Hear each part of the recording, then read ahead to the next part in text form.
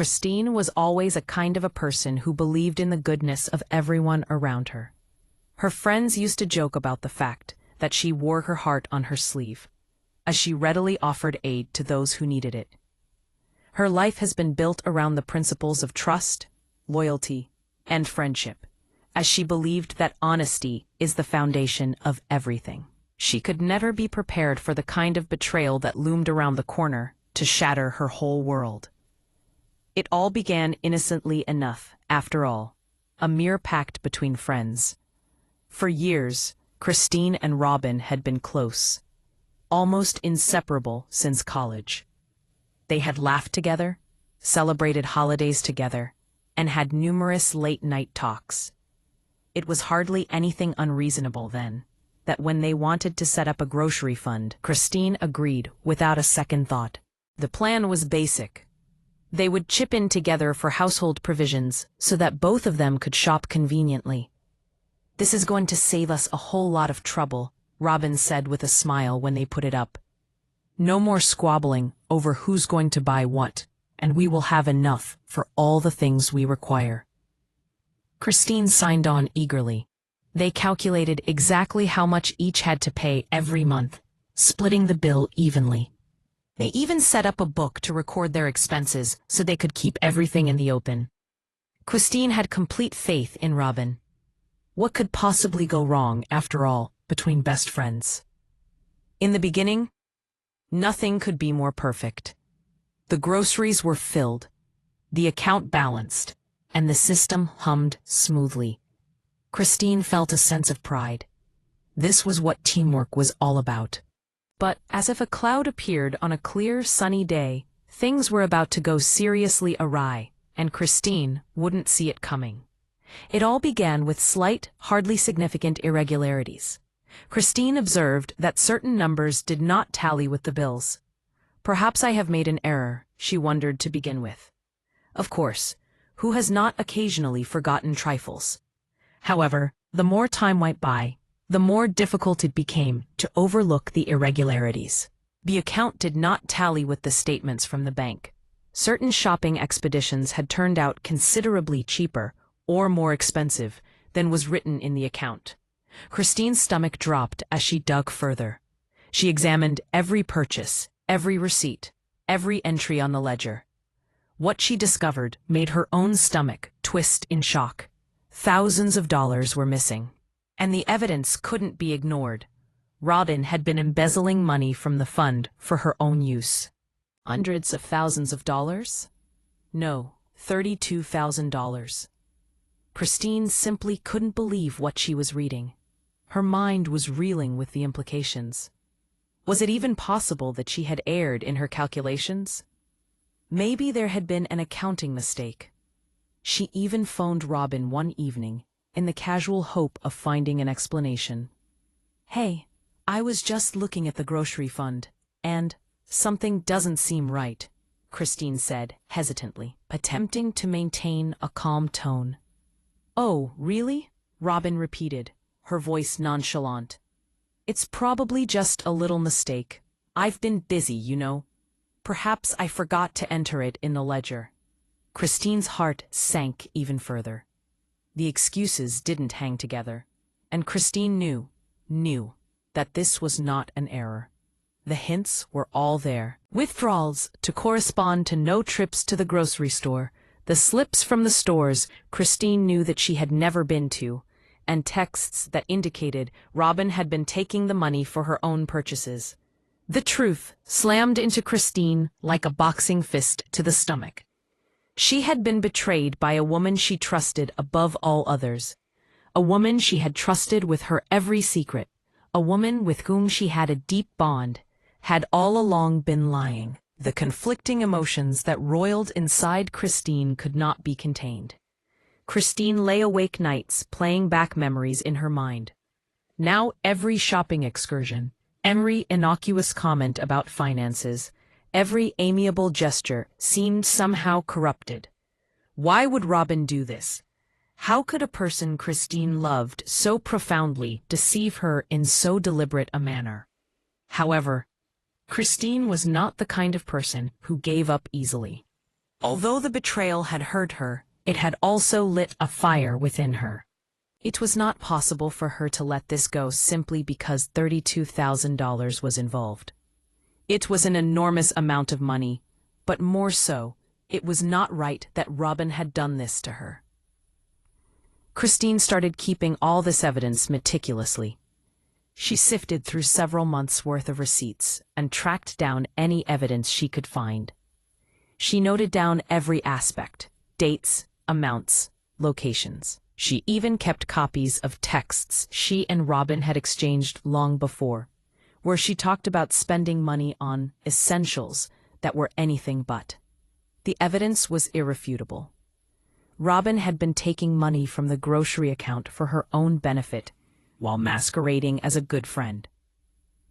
Organizing all this evidence was both vindicative and motivational to Christine. She understood that she was no longer fighting for her money alone, but fighting for her dignity, and that betrayal demands retribution. Raising all these concerns and being in search of justice, she started looking for legal avenues to pursue.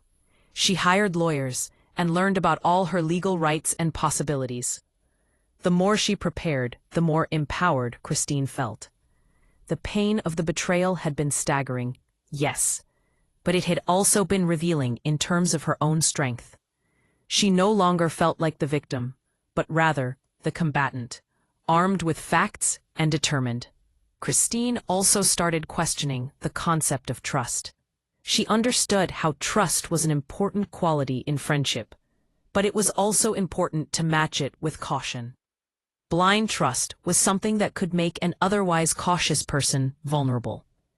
But now she had the benefit of knowledge, and she was ready to face the truth.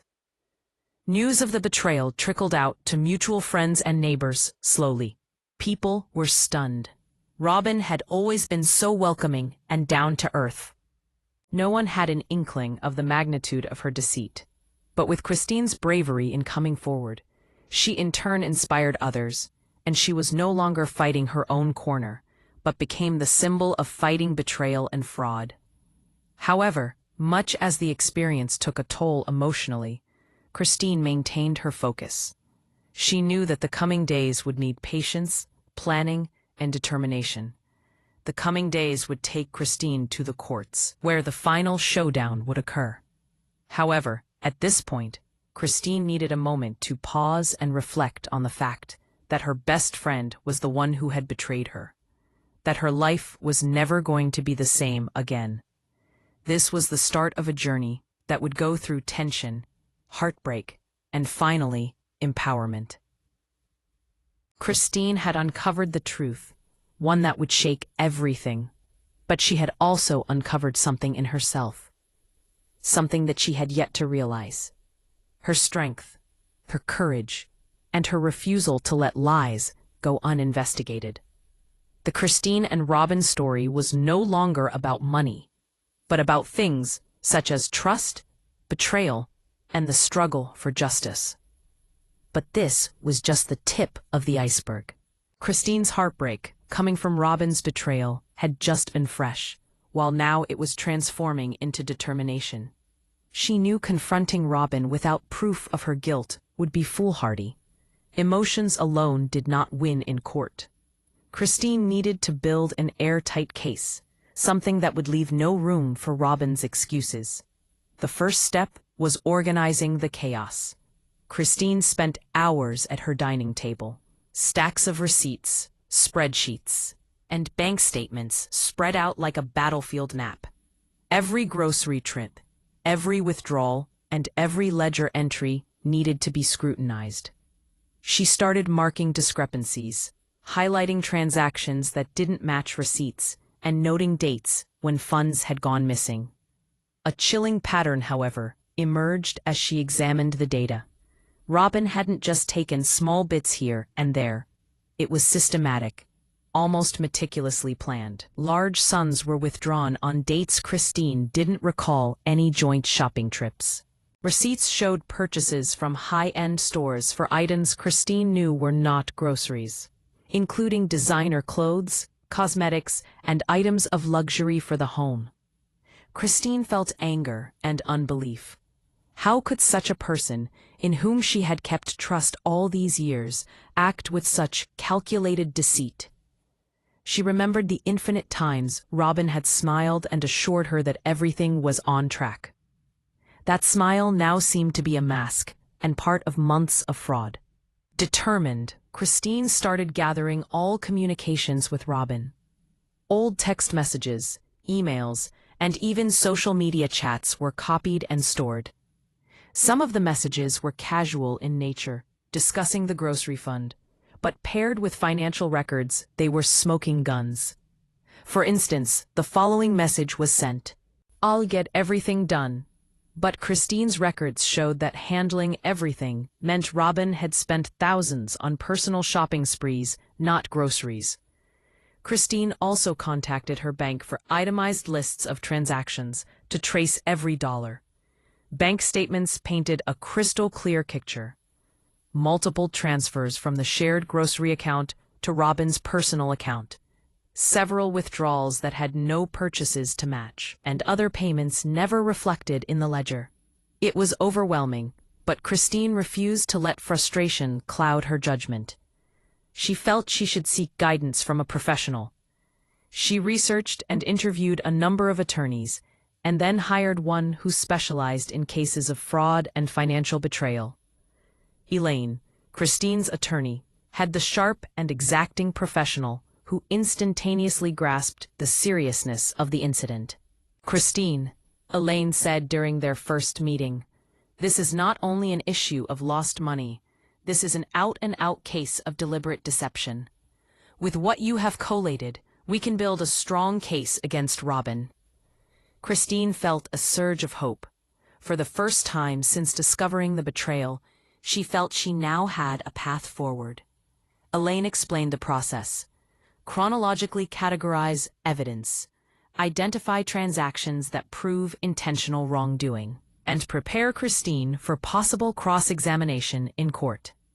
Christine spent weeks compiling everything together.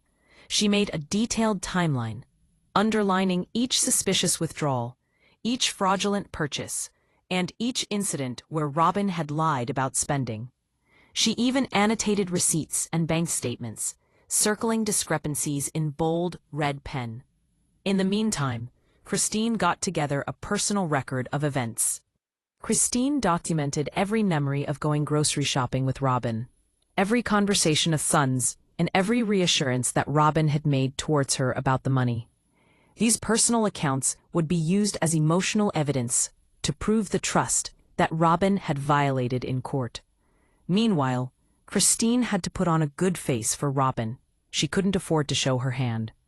On the surface, she was cool, casual, discussing groceries and humdrum features of life, while behind the scenes making ready her case. The tension was always there, tightrope walking above the pit of betrayal. Christine even extended her preparation to digital evidence. She found that some of Robyn's purchases had been intentionally disguised. For instance, Robyn had used online accounts and third-party apps for payments to mask the nature of the transactions. Working with Elaine, Christine traced these transfers back to their source, proving that the money never went to groceries. With the evidence mounting, Christine's anger coalesced into clarity. She saw that Robyn's betrayal wasn't a single lapse in judgment. It was an ongoing, deliberate scam. Robyn had taken Christine's trust and abused it, knowing she wouldn't question her friend. But Christine had proof now. Proof that would leave no room for doubt. This collection of evidence had another unexpected consequence. Christine began not only to document financial transactions, but also to chronicle emotional experiences. She noted how the infidelity had affected her daily life, how she was continually on edge, replaying past interactions in her head, and sometimes even lying awake at night. Elaine explained that this was critical testimony that would be required in court to demonstrate the effect of the fraud on a human level, not just the numbers. During this period, Christine's support structure began to solidify. Family and close friends encouraged her. cross-checking records, reviewing evidence, and keeping her emotions in check. Each call just reassured Christine that she was not alone, and the fight against Robyn was just. One of the most heightened moments was when Christine confronted a small discrepancy directly with Robyn in casual conversation. "I noticed a few things in the fund that don't match the receipts," Christine said, tone neutral with a firm underpinning. Robyn laughed it off and responded with, "Oh, I'm sure it's just a small mistake. Don't worry about it." Christine's heart was racing, but she didn't bat an eyelid. This is it, she thought. This confirmed Robyn's modus operandi. Lie, and when confronted, cover your tracks.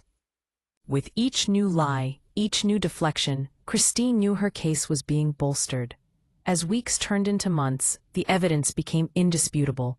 Every single receipt, every single transaction, and every message pointed to the same place. Robyn had systematically stolen from Christine's grocery fund. The total sum was an astonishing $32,000, now documented and verified. Finally, Christine and Elaine put together a trial-ready file, neat and organized, with annotations. Every dollar was accounted for, every message, every timeline. Christine felt empowered. She was no longer the victim, but prepared and formidable, ready for Robyn in court. Before the trial, Elaine gave Christine a pep talk. "Christine, this isn't about money. This is about revealing the truth, standing up for yourself, and making sure Robyn takes responsibility for her actions.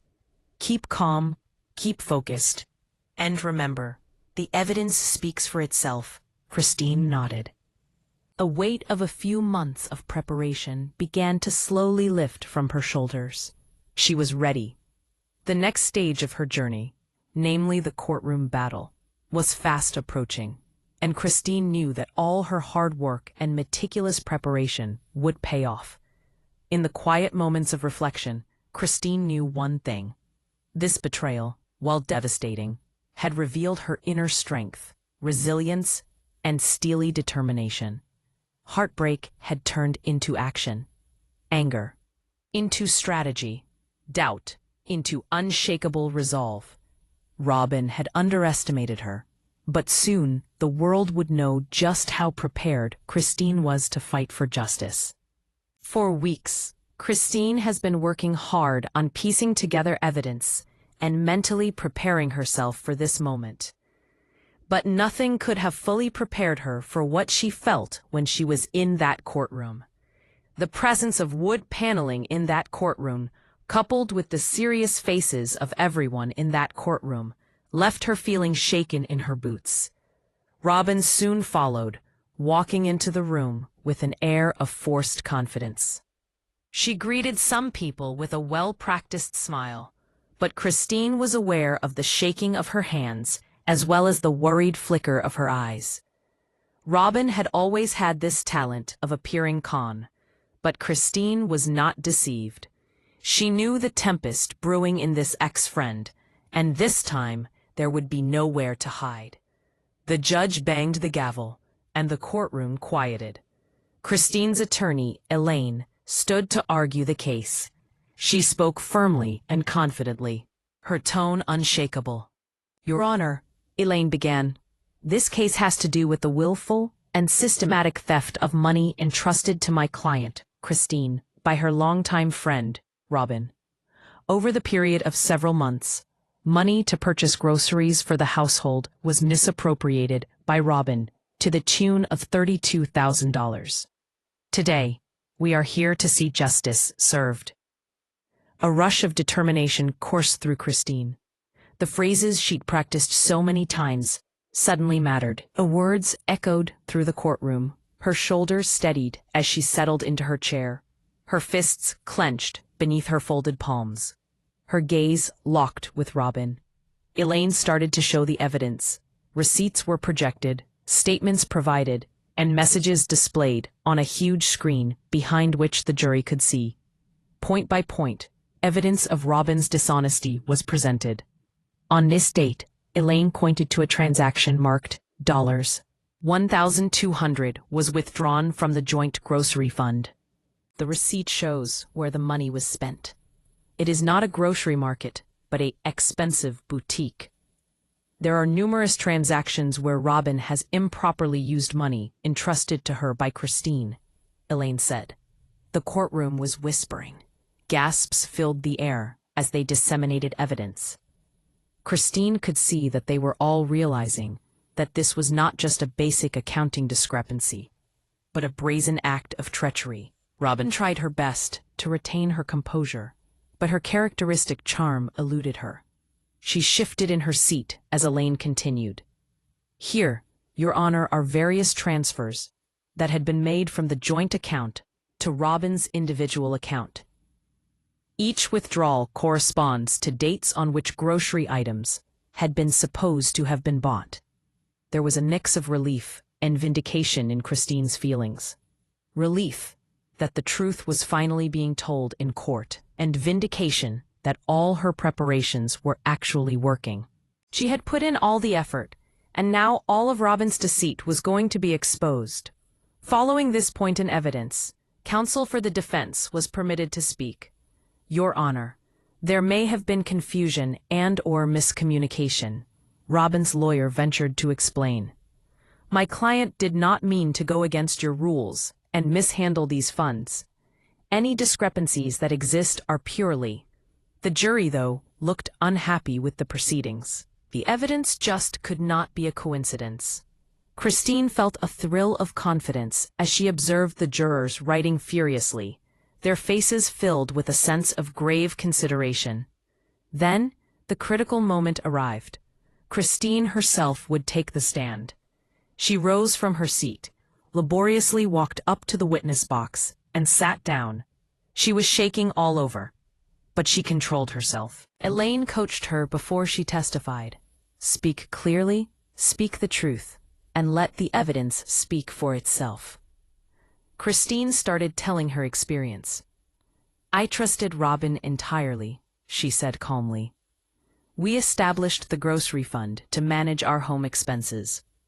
It never crossed my mind that the money I had been contributing to the fund would be stolen, or that my friend would betray me in such a manner. Her words had strength. The courtroom was silent, listening intently. The earliest glimpses of irregularities, late nights pored over accounts, and the pain of realizing that Robyn had been taking money for months. Christine did not have to embellish. The truth, combined with the tangible evidence, was much more compelling than any fictional elements would have been. Elaine walked Christine through her testimony, pointing out key elements, without making the story simply an economic assessment. Christine, how did it make you feel to learn about these withdrawals? She asked. Christine's eyes shone wet, but she fought back her tears. I felt betrayed, devastated, and angry. Robyn wasn't just taking money from me. She was taking my trust, something that meant the world to me because I had given it freely. The judge nodded seriously in acknowledgement of the significance of Christine's statements. The jury could see the cost of the deceit to the emotions of Christine, realizing that this is more than just numbers. It is personal and diabolical. Christine, began Robyn's lawyer as he tried a cross-examination, could you have mismanaged the book yourself? Maybe these discrepancies are just mistakes. Christine shook her head firmly. No, I not only didn't misplace it, but I reviewed all of my transactions, all of my receipts. I wouldn't know where to look if I had misplaced $32,000. This is not a mistake. The evidence shows. Elaine then took charge of the cross-examination of Robyn. Robyn, how do you explain the withdrawn amounts in the grocery fund, which relate to payments at high-end shops? She started. Well, I thought I was helping with some other expenses, Robyn stuttered, looking nervously at the jury. Elaine leaned forward slightly. Other expenses. Christine entrusted the management of the grocery bills to you. What connection could purchasing designer clothes, for instance, have with the grocery shopping we are talking about? Robyn struggled to find the words. The jury watched as her credibility deteriorated with each passing question. Every defense was met with an uncontrovertible fact: receipts, money transactions, and texts from her own phone. The courtroom was alive with electricity. As the trial went on, there came to light even more evidence. There were multiple schemes of misappropriation of funds, cover-ups regarding transaction activity, and persistent reassurances to Christine that there was nothing out of the ordinary. Each of these added details increased the audience's appreciation of the extent of misrepresentation on the part of Robyn. The drama in the court reached its climax towards the end of the day. Christine had so effectively argued her case. Robyn's defenses had been knocked one after the other. Her integrity had been destroyed. The jury realized not just the figures behind the deception, but the impact of the betrayal too. A trust betrayed in a friendship, a life deliberately distorted by fraud. The trial ended with the judge announcing that there would be a brief recess before deliberations. Christine sat back, exhausted but determined. She knew that what followed would be critical, as it would determine if justice would or would not be served. In the outside world, too, whispers followed Christine. And it was not only their friend who was so moved by what had happened. Everyone who heard about the preparation that went into it, the way in which this broken-hearted woman had presented herself, was amazed at the courage she had manifested. As Christine emerged from the courtroom that day, she looked back on the long, arduous journey that had transpired. From the shock of realizing the betrayal that had occurred, until the meticulous work of gathering evidence, it had all been a struggle. However, she also knew that she had worked not only towards getting a strong case, but also towards building a strong will. She was now prepared for the ultimate confrontation that would see justice served and Robyn brought to book. The courtroom drama had begun, and Christine had proven that she was someone not to be underestimated. The betrayal had been startling, the preparation rigorous, and the encounter action-packed.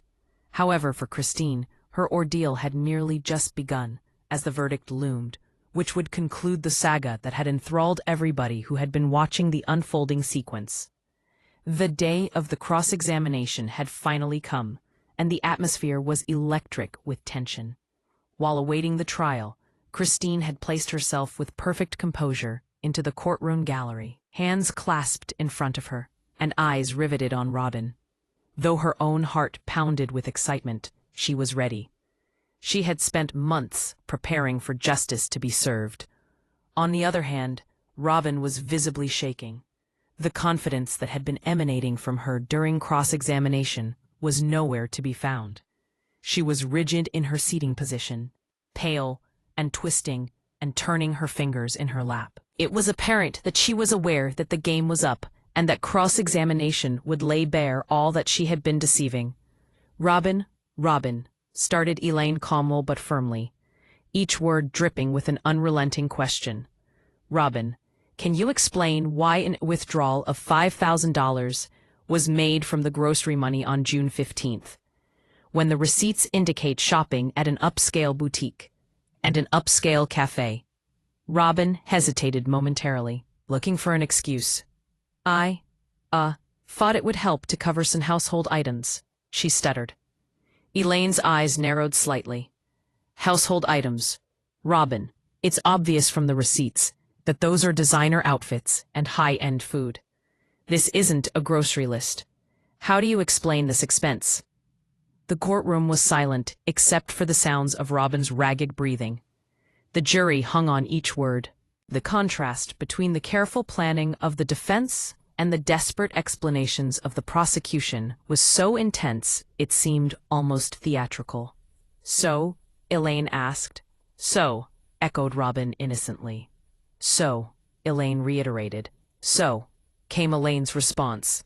So, Robyn said. So, Elaine asked. So, came Elaine's question. So, Elaine asked. So, Robyn replied. So, asked Elaine. So, Elaine asked. Robyn's eyes darted around the courtroom. I thought it would be okay, she muttered. Elaine's voice turned sharper, cutting like a knife. Thought it would be all right? Robyn, you didn't just make a mistake. You knowingly withdrew money that you needed personally. Christine trusted you. You lied again and again about what you were doing. Is that not true? Robyn's silence was eloquent. The jury members exchanged looks, and whispers began to circulate in the courtroom. Robyn did not have any strong defense left. Her composure had been shattered, and the evidence was clear to all. Next, Elaine went ahead to share the bank transfers with the audience. Robyn, see these various money transfers from our joint grocery account to your accounts. Each withdrawal is dated based on the alleged dates you went grocery shopping. Can you give us the reasons why you didn't use the money from the groceries you allegedly went to buy? Robyn's eyes dropped as she spoke. I don't know. Maybe I made mistakes. Mistakes? Elaine repeated in utter incredulity. Robyn, mistakes do not add up to $32,000. These are not mistakes, they are deliberate actions. You understood you were misusing funds entrusted to you. And now, after all this time lying, it's clear to all of us in this courtroom what the truth is. Christine felt a sense of vindication as well as anger.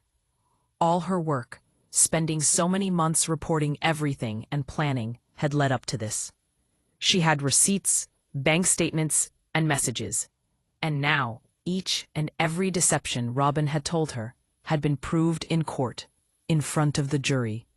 Elaine's line of questioning intensified, becoming more pointed. Robyn, can you recall the $2,500 withdrawal you made on July 3rd? The records state it is for groceries, but there are receipts from the spa and the gourmet restaurant, she questioned. I don't know, okay? Maybe it looked like a routine security patrol to you, but it looked really different to me. Robyn stuttered, struggling to come up with a coherent sentence. The audience in the courtroom could sense the beginning of the fissures appearing within her. But then came the most startling admission. Elaine had found a number of transactions made by Robyn using other payment apps. These transactions were masked with the name household supplies in the apps. But actually, they are high-end products. Witness, and then this came up. This was the purchase of... Elaine clicked through the transactions on the screen in front of the courtroom. Robyn, Elaine asked, pointing to the screen, these transactions are actually masked to conceal what they are. You went to quite an effort to mislead Christine. Are you denying that you actually misrepresented these purchases? Robyn's face went ashen. She looked to Christine, possibly searching for a glimmer of compassion, but there was none. Christine's gaze was direct and unswerving. This was a blow that hurt, yet she had channeled that hurt into focus and preparation. Robyn swallowed hard. I didn't mean to hurt her. You used Chris's trust in the wrong way, regardless of if it was intentional or not, Robyn. The point is, Chris trusted you, and you betrayed that trust. The evidence proves it. You misappropriated funds intended to buy groceries.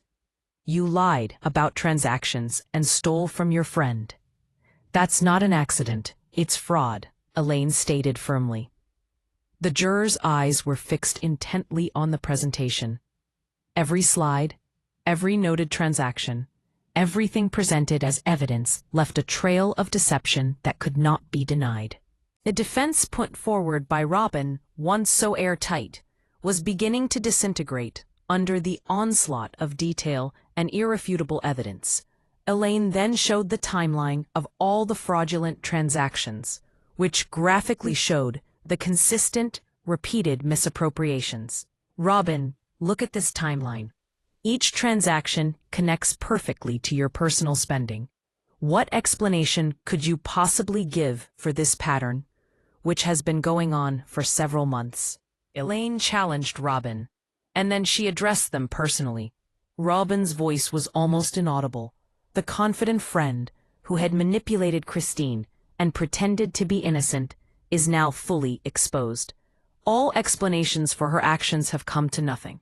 Elaine paused to allow the significance of the facts to be absorbed. Members of the jury, she then addressed them personally. The case is simple and the proof is overwhelming. Robyn had the opportunity to do the right thing and honor the trust that had been put in her. But she chose the path of deceit and her own self-interest. Christine's trust has been betrayed and the financial cost is high. I was so relieved and empowered, Christine recalled later with great feeling. And this was what it had all been building up to. All the planning, all the perseverance, all the strength it had required. Months in the making, all leading up to this point. It had been so painful, the betrayal. But this was what it had all led up to. The betrayal was now out in the open, acknowledged. Robyn, realizing the extent of her vulnerability, made a bid to defend herself. I didn't think anybody would notice. Elaine's gaze was direct. This, Robyn, is precisely the point. You believed that deceit would protect you, but the truth will not be concealed when the evidence is precise and the heart is brave. Christine saw that. We have seen that. Now the jury will reward you with justice. The judge observed calmly, taking in every detail of this cross-examination. Christine knew that the momentum was all on one side now.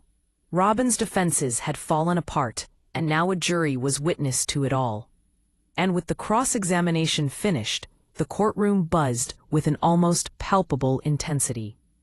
Friends, neighbors, and mere observers murmured amongst themselves in shock at the extent of the deceit. Christine sat in stunned repose, waves of relief, vindication, and ire mingling within her. She had played it by the book, meticulously planning, never betraying an inch of composure, and proving strength in the face of treachery. Outside the courtroom, there were whispers about her too. They looked up to her courage and skill, but Christine has defended both herself and her finances in a manner that would have stretched anyone to the limit. Robyn had been fully exposed in cross-examination. There was no uncertainty about that. Now, the only thing left was the judgment.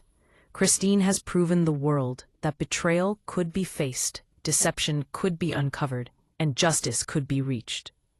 However, the end is not in sight yet. But Christine has already been victorious in the battle, in a major battle. The truth has been revealed already. Robyn could not use the deception of hiding behind the truth. This concluding part in the story has the tension reaching its peak. Robyn had been cornered in court by her cross-exam, her integrity torn apart, and her intention to deceive the court brought home to the jurors. Christine had been able to convert her heartbreak, her anger, and her betrayal into action, anger, and unstoppable determination. The final outcome, where justice would be delivered, was finally in sight.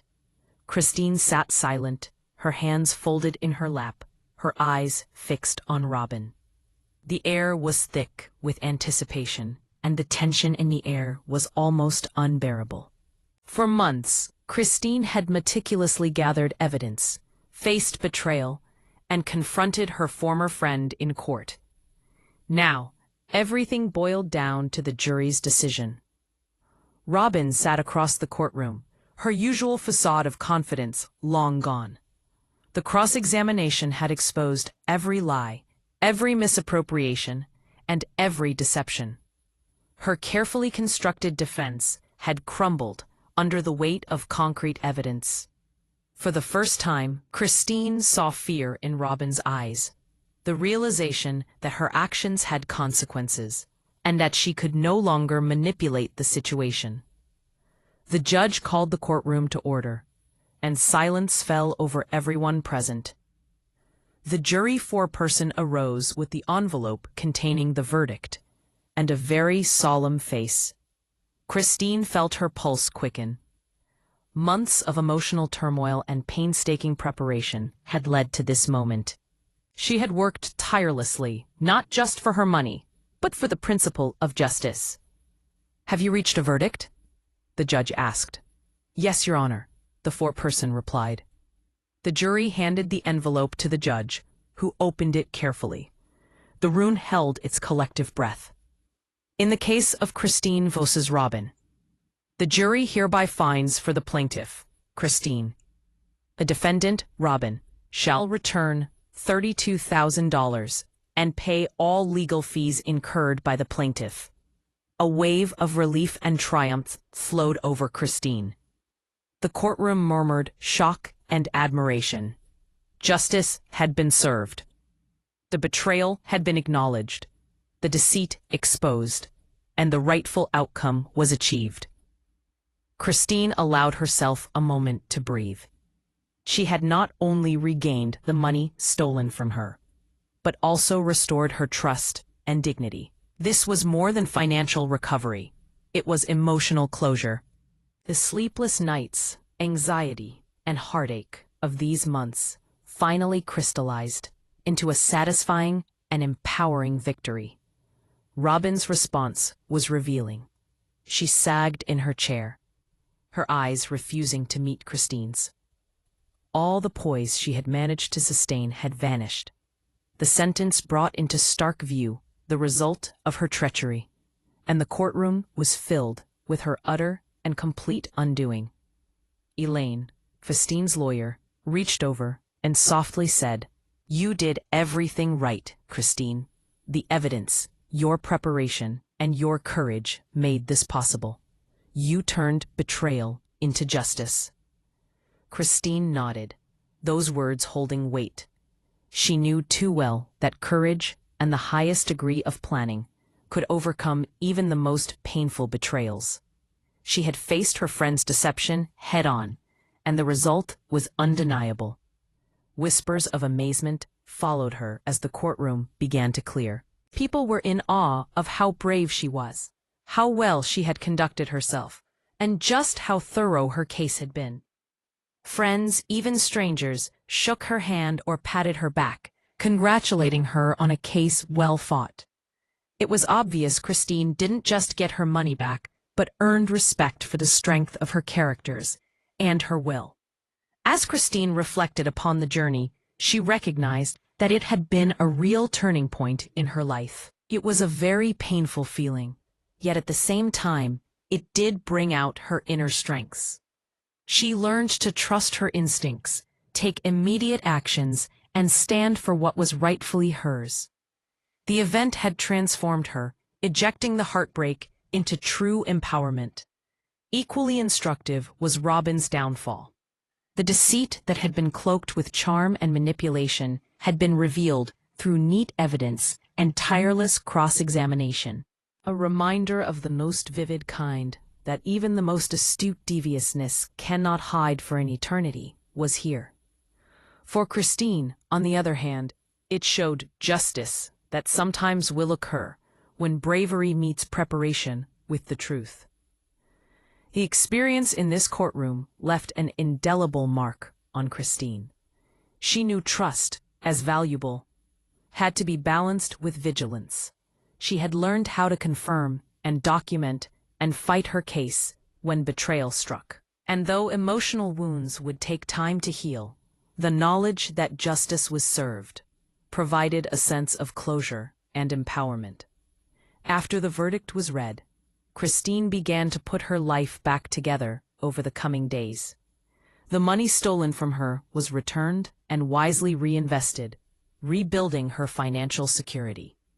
Far more importantly, though, she rebuilt her sense of trust and confidence. She surrounded herself with people who valued honesty and integrity, and she remained vigilant but open-hearted going forward, refusing to let one betrayal define her outlook on life. Soon, Christine's story would be an inspiration to others. Friends and acquaintances alike were in awe of her bravery. First, she had not let anger cloud her judgment against such betrayal. Second, facts and evidence had helped her make her case rather than emotion. And lastly, she had won the case against calculated deception. It was even the case that Robyn fell victim to the long-term repercussions of her actions. Her reputation was never to recover, and the legal punishment had become public confirmation of the lie she had lived. The judgment of $32,000 was not just restitution, but an act of accountability, a reminder that willful betrayal can't hide in the dark forever. Christine's story spoke to resilience, preparation, and courage. Sure, it was the process of betrayal that had knocked her off her feet, but it would not defeat her. She changed adversity into action, anger into strategy, and heartbreak into determination. By the time the legal battle was over, Christine had regained her money, her power, her dignity, and her voice. The courtroom drama was over, but not the lessons.